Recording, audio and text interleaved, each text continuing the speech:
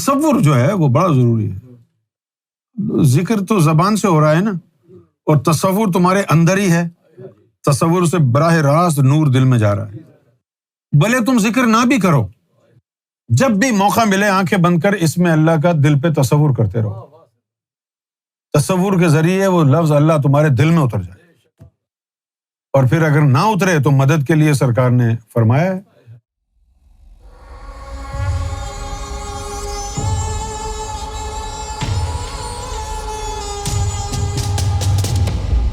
نظرین گوہر دلی India, آپ کیسے ہیں؟ آپ کو بتانا ہے راہ ریاض کا 40 دن ذکر مکمل. ذکر کو جاری رکھنے کے لیے آپ سے اجازت چاہیے. جی ضرور کرتے رہیں. مجھے سرکار گوہر شاہی چاہیے. سرکار کو اپنا رب مانتے ہوں. رب اور میرے درمیان جو شیطان رکاوٹ ڈال رہا ہے نظر کرم سے دور فرمائے. ذکر کے وقت شیطان بہت تنگ کرتا ہے. یہ باتیں میری سمجھ میں نہیں آتی کہ ذکر کے وقت شیطان تنگ کرتا ہے. میری سمجھ میں کیوں نہیں آتی؟ اس لیے کہ ہم نے ذکر کیا ہے ساری زندگی. ویسے شیطان نے بہت تنگ کیا، لیکن ذکر کی محفل میں کبھی تنگ نہیں کیا اس نے، کیونکہ ذکر کی وقت جو ہے مستی چڑھتی ہے. اللہ کے ذکر میں جو مستی ہے. اب مسئلہ یہ ہے نا کہ آپ کو وہ ذکر کی محفلیں ملی نہیں جو ہم کیا کرتے تھے.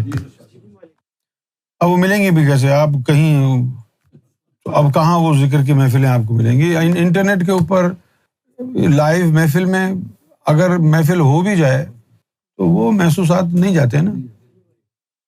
ایک دفعہ ہم برمنگھم سرکار کے ساتھ گئے تو وہاں ذکر کے سرکار بھی تشریف فرما تھے. ذکر کی محفل ہوئی تو بڑا خطرناک ذکر ہوا. سرکار نے فرمایا کہ آج تم لوگ ذکر کے مستی میں گم تھے. اچھا، ذکر کی مستی میں گم تھے یہاں تک تو ٹھیک ہے، لیکن جو آگے بات فرمائی نا وہ بڑی خطرناک بات ہے. تو فرمایا کہ اللہ تعالیٰ جو ہے وہ تمام نبیوں کو، تمام ولیوں کو بلا کے یہ دکھا رہا تھا کہ دیکھو ذکر ایسے کرتے ہیں، دیکھو یہ ذکر مجھے پسند ہے. تو ذکر کی محفل میں کبھی بھی وسوسہ نہیں آ سکتا، کبھی بھی شیطانی خیال آ نہیں سکتا. اگر آ رہا ہے نا تو آپ کا دھیان ذکر میں نہیں ہے، کیونکہ بھائی ذکر میں زبان سے جو ذکر کر رہے ہیں نا، اگر اس کے ساتھ دل پہ اس میں اللہ کا تصور نہ ہو تو وہ زبانی ذکر بیکار. بلکہ سلطان باہو نے پتہ کیا کہا کہ جو ذکر بغیر تصور کے ہو تو ایسے ذکر جہر کی مثال یوں ہے جیسے گدھا چیخ رہا ہے. انہوں نے اپنی کتاب میں لکھا ہے. تو بھائی ذکر میں مزہ آئے گا، لیکن جیسے ذکر کیا جاتا ہے ویسے ذکر کرو. اب جیسے سرکار انجمن سرفروشان اسلام کا جو زمانہ تھا اس میں اب لوگوں کو 15 20 سال ذکر کرتے ہوئے ہو گئے. اچانک ایک دن جو ہے وہ سرکار بھی ذکر کے محفل میں تشریف فرما ہوئے. تو جب لوگوں کو دیکھا ذکر کرتے ہوئے تو اس کے بعد فرمایا کہ یار ان کو تو ذکر کرنا ہی نہیں آتا. ایک چیز جو ہے وہ انسانوں کے ذہن میں غلط ڈیولپ یہ ہو جاتی ہے کہ جو زیادہ چیخ چیخ کر کے ذکر کر رہا ہے وہ مزے میں ہے، بلکہ اس پر کیفیت طاری ہے. ہاں، کیفیت کی وجہ سے آواز بلند ہوتی ہے، لیکن بغیر کیفیت کے کوئی آواز اونچی کرے تو وہ ثبوت نہیں ہے. کیفیت کی وجہ سے آواز بلند ہو سکتی ہے، تو ہوتی بھی ہے. تصور جو ہے وہ بڑا ضروری ہے. ذکر تو زبان سے ہو رہا ہے نا، اور تصور تمہارے اندر ہی ہے. تصور سے براہ راست نور دل میں جا رہا ہے. بھلے تم ذکر نہ بھی کرو، جب بھی موقع ملے آنکھیں بند کر اس میں اللہ کا دل پہ تصور کرتے رہو. تصور کے ذریعے وہ لفظ اللہ تمہارے دل میں اتر جائے.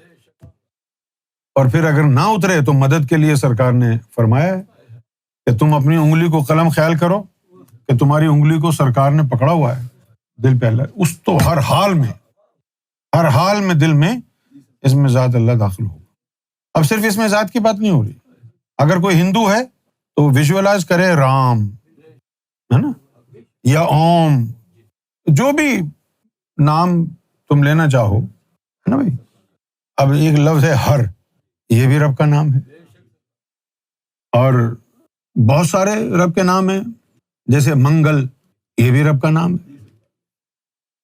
جو بھی رب کا نام آپ چاہتے ہیں اس کو ویژولائز کریں دل کے اوپر، اس سے جو ہے پرکاش نکلے گا، نور نکلے گا، تمہارے من کو دھوئے گا، یہ ضروری ہے۔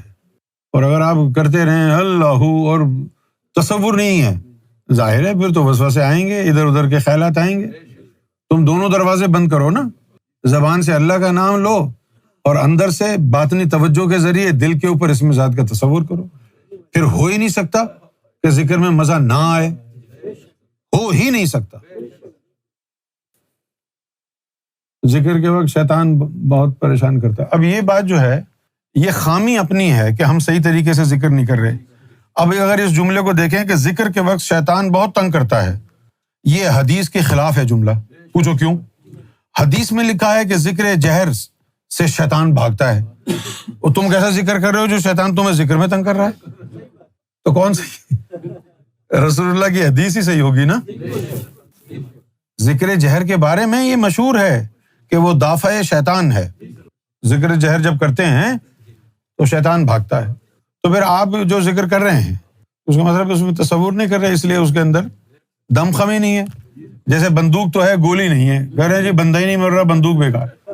اب اس میں گولی تو ڈال، چائے پھیکی ہے تو چینی کے بغیر پھیکی ہی ہوگی نا، چینی ڈالو۔ اسی طرح تمہارے ذکر میں شیطان پریشان کر رہا ہے تو کیا مطلب ہے اس کا؟ یہ ذکر ہی نہیں ہو رہا۔